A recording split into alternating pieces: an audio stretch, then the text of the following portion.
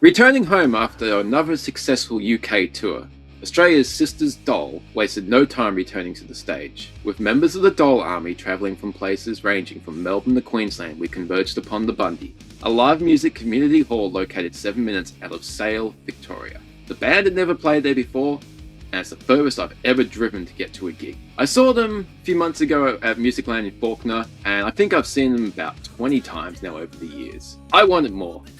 I knew the Bundy gig would be coming up soon, and I was considering going, but I've never driven out that far, so I waited and I procrastinated, and tickets sold out.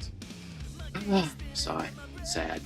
Life gets in the way. Work, bills. I needed some rock and roll. I needed some upbeat, energetic Sisters Doll awesomeness. And then a couple of tickets became available, so I'm like, okay, I'm going to drive 2 hours and 20 minutes to go see a band. Bought a ticket. I'm going on an adventure.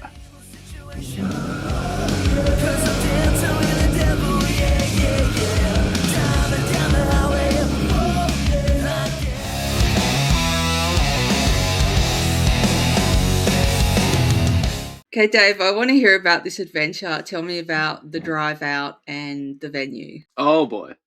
So the only thing you can do when you're driving for that long is crank the music up. And there's only one thing you're going to be listening to when you're driving out to a Sisters Doll gig. Sisters Doll, obviously. So the music was cranking, the foot was down on the pedal, out on the freeway, going past familiar places and then going further than you've ever gone before. And like, okay, I have no idea where I am. It's getting dark, it's getting late, there were no lights around. And to get closer and closer to this place that is literally out in the middle of nowhere. There's like fields all around it and you can't see. It's just pitch black and then there's this little bit of light. And that's this hall. And it's like you converge upon this after like hours of darkness. Like, yes, finally, people, rock and roll. I made it to my destination. It was really fun. But you know when you're driving and it's just headlights, you got no idea what's going to be on the other side.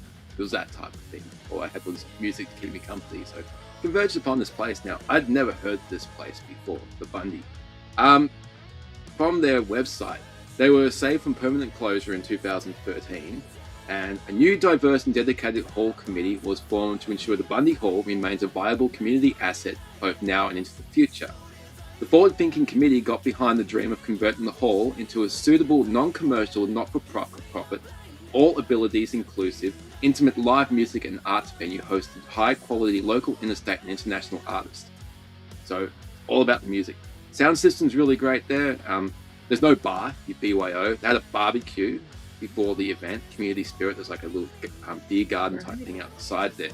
I didn't make it to the barbecue because I'm traveling in the darkness. They've had a lot of Australian legends there, like Thirsty Merc, You and I, Kate Sobrano, Brian Mannix, Regurgitator. They're really friendly. They had like a raffle beforehand. Like the two organisers, Paul and Brent, got up on stage. They said it's the 190th gig that they've hosted there. So they're not going anywhere. They're going to be doing a lot more. So if you're up for an adventure and you want to drive out to a really cool, friendly music venue, well, recommend checking out the Bundy because they're doing awesome things there. Now the raffle was cool. They had like band merch. They had wine, LD wine. Your favourite. And the high, oh, absolutely, it's quality. And the best prize ever, a slab of beetroot. Nice. Oh, wow. Vegetarian stream, yeah, I'm all for slab of beetroot. A slab of beetroot. So there was no like Cool. tiers or anything. You had whoever had their name read out, whoever had the raffle ticket, they got to pick what they wanted. So you can go, this is Doll merch or the slab of beetroot or the wine, whatever you wanted. So went through all the prizes. Big Cool. community spirit. It was a fun way to break up the evening.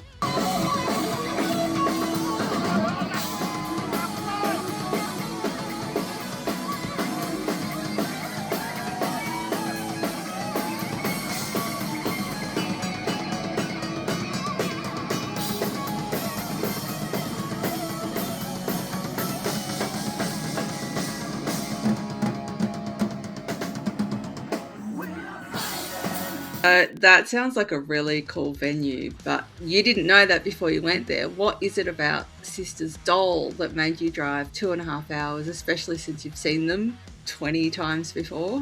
Mm-hmm. Yep. And that's exactly why I would make the drive 2.5 hours to see them, because I have seen them so many times and they never disappoint. And You know, if life's getting on top of you and you're feeling tired and just fed up, and you can listen to their music on the CD, and it's awesome. There are great anthems like "It's a Good Day to Be Alive" and "Change," and just stuff that's inspiring.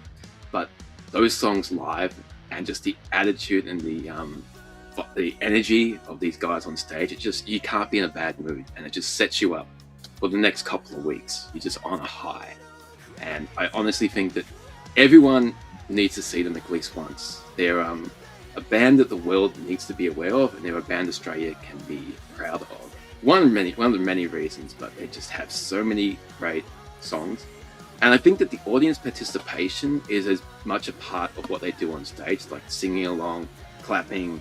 You got rotating drum kits, you got fire, you got smoke, you got cool guitar solos and musicianship. But there's also, everyone knows when to clap.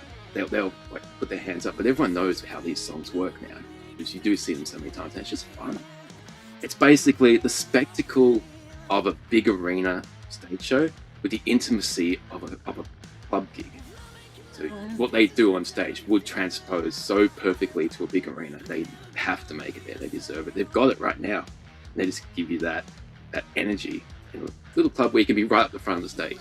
Gotta say, it's really cool seeing familiar faces at so many gigs, because the Doll Army will travel from far and wide to see this band. I know they're going to be playing the Melodic Rock Cruise over in Los Angeles next year, and I'm sure there's plenty of people that already have tickets just to see Sisters Doll, and that's such an awesome lineup as it is.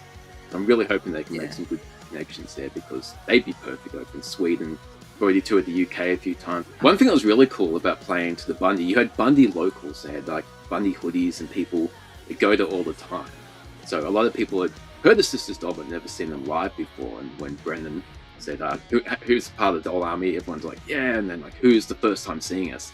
And it was about maybe 65-35, maybe. So there was a lot of new fans there seeing them for the first time. And I think by the end of that night, everyone in that hall was a member of the Doll Army. Like, they just won over so many new people seeing them for the first time, and it's cool that a band can do that.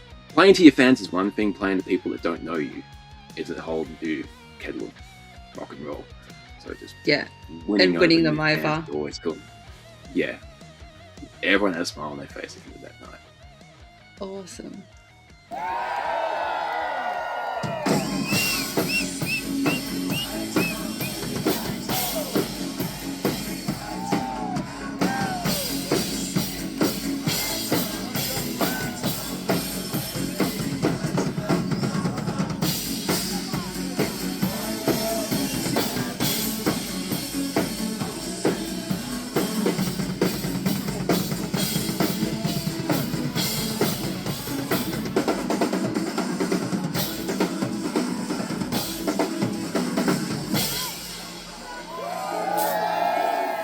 The Sisters Doll obviously played, but was there a support act on the night?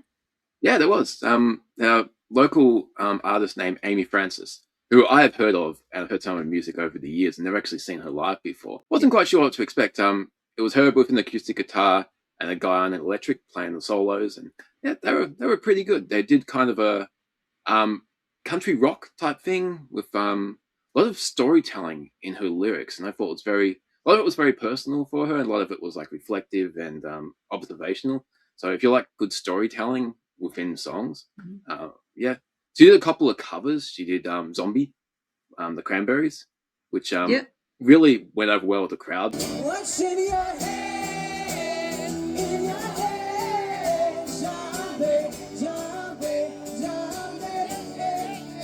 I think a lot of the demographic there was around back in the 90s. And that Born on Blondes song, us as well. That song, What's Up? Which, everyone just went off with that one. It got the crowd moving. Nice. But, she was, I actually went up and said hi to her as I was leaving, because she's at the merch stand. And, nice person, and well worth checking out if you're into a bit of laid back, a bit rocky in places, but it was kind of like singer-songwriter stuff. Some of the guitar solos were really cool, which I'm like, that was cool. So, Aimee Francis, check her out.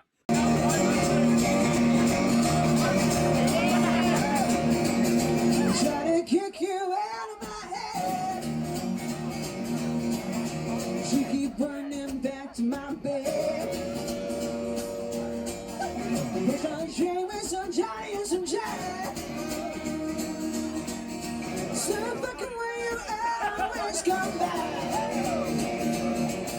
right, so Fordak sounds cool. Sisters Doll sounds cool. The pre-show stuff that you're talking about, that all sounded like fun. Did you have any particular favourite moments from the night? The fact that this band can still surprise me. I've seen them so many times. I've seen them grow. And they got 3 albums out. I know these songs inside and out. I know a lot of the crowd participation, but then they'll throw out like a cover of Detroit Rock City, like Kiss. Kiss is always awesome, but they don't play the whole song, just a riff. And they got like some showboating happening. It's just a cool moment, some surprises.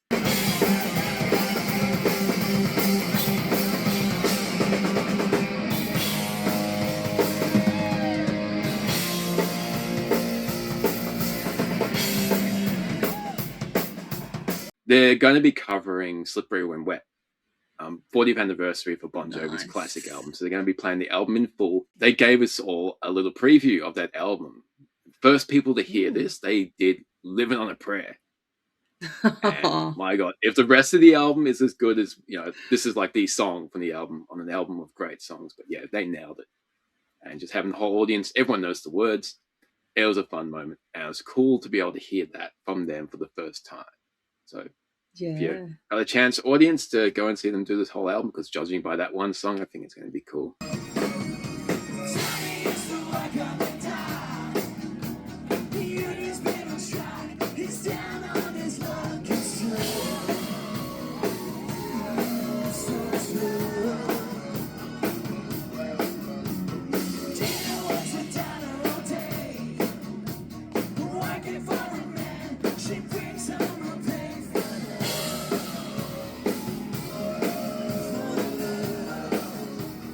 In addition to that, there's just personal favorite songs of theirs that I always love hearing.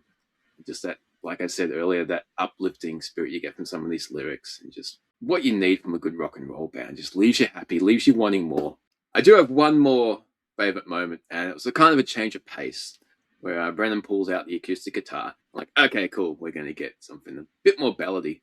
And they play Don't Give Up on Us, which is from Scars, which is a really cool, upbeat. You got these cool drum beats happening through there, and it's just, it was such a different vibe for them when I first heard it, and they just nailed it. And you just know, well, that one song alone, that album in particular, was fantastic and showed a lot of growth and a lot more different sides to the band. But that song just really stuck out when I first heard it. Before we say goodnight, just hold me close to you, 'cause I love you forever, you know that's true. So one more question, and I think the answer is obvious. I don't know why I'm bothering to ask it, but I'll ask anyway. Dave, will you go and see Sisters Doll again, given the chance? If someone twists my arm, I think I might find a way. I've actually got my ticket to the Bon Jovi show already, so yes, I will definitely be seeing them again. And if anyone is near the ESPY at the end of the year, they'll be playing a end of the year massive show in the Gershwin Room, which is a massive feat. They are started recording album number 4, so future is looking really bright, and I'm going to be checking them out as much as I can, because it's been amazing watching this band grow. I loved every minute I was going to see them. It's so cool.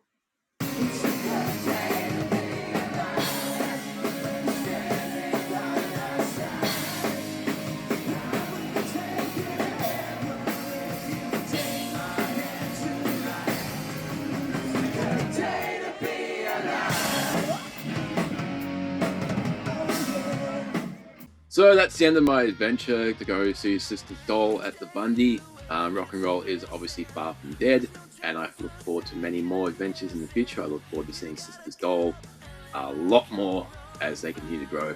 And I'll be that old guy that Jade will push me to the front of the stage when I'm in my wheelchair. I'll be like, hey guys, remember me? Yeah, rock and roll. Like, oh, that's that Dave guy being an idiot again. But yeah, the future is bright.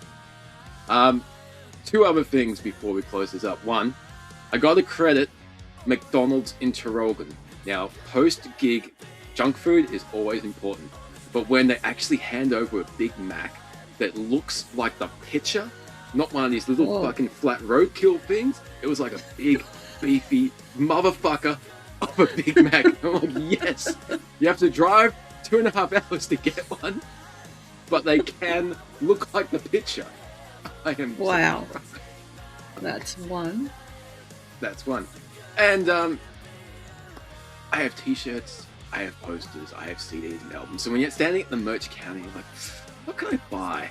I'm like, I'm not really a hat person. Got posters, nowhere to put them. So I'm like, there's something I'll get.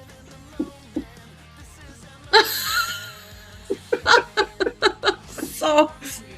Sisters Doll socks. They got the silhouettes of the band.